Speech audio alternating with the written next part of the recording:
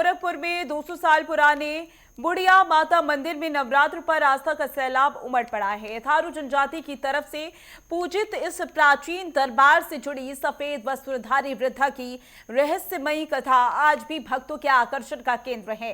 ये मंदिर न केवल करोड़ों की आस्था का प्रतीक है, बल्कि स्थानीय लोगों के लिए रोजगार का भी बड़ा जरिया बना हुआ है।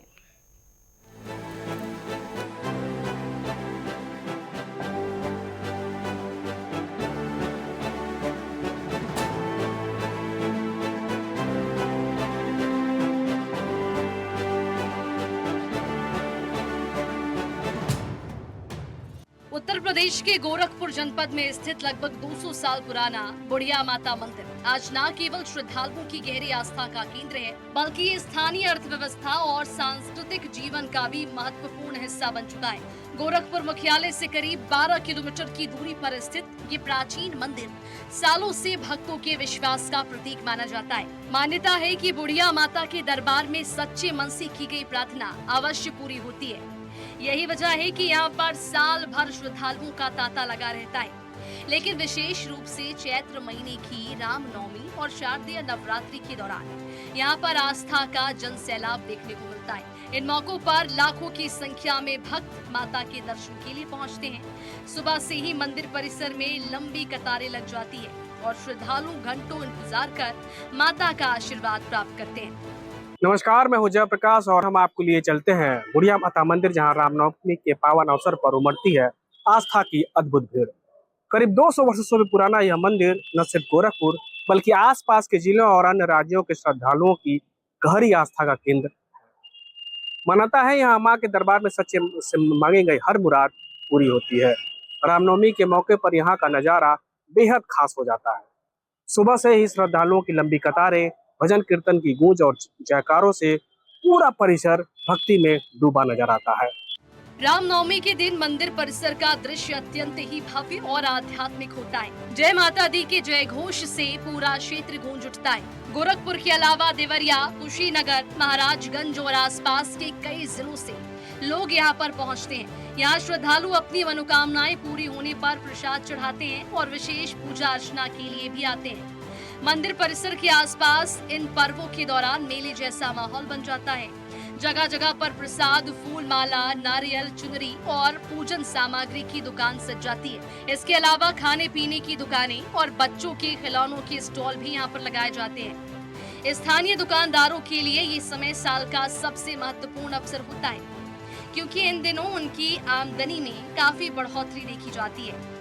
तो वहीं स्थानीय व्यापारियों का कहना है कि रामनवमी और नवरात्रा के दौरान उनकी कई महीनों की कमाई एक साथ हो जाती है। छोटे दुकानदार, ठेले और कारीगर इन पर्वों का बेसब्री से इंतजार करते हैं। इस तरह बुढ़िया माता मंदिर केवल धार्मिक स्थल ही नहीं, बल्कि हजारों लोगों के लिए रोजगार का साधन बन चुका है। इस मंदिर से जुड़ी एक रहस्यमयी और रोचक कथा भी लोगों के बीच प्रचलित है, जो इसकी विशेषता और भी ज्यादा बढ़ा देती है। जनश्रुतियों के अनुसार बहुत पहले ये पूरा इलाका घने जंगलों से घिरा हुआ था। उस समय यहाँ पर थारू जनजाति के लोग निवास करते थे, जो कि जंगल में 3 पिंड बनाकर वन देवी की पूजा किया करते थे। कहा जाता है कि उसी क्षेत्र में एक सफेद वस्त्र धारण किए वृद्धा अक्सर दिखाई देती थी। वो लाठी के सहारे धीरे धीरे चलती थी और अचानक प्रकट होकर कुछ ही पलों में गायब हो जाती थी।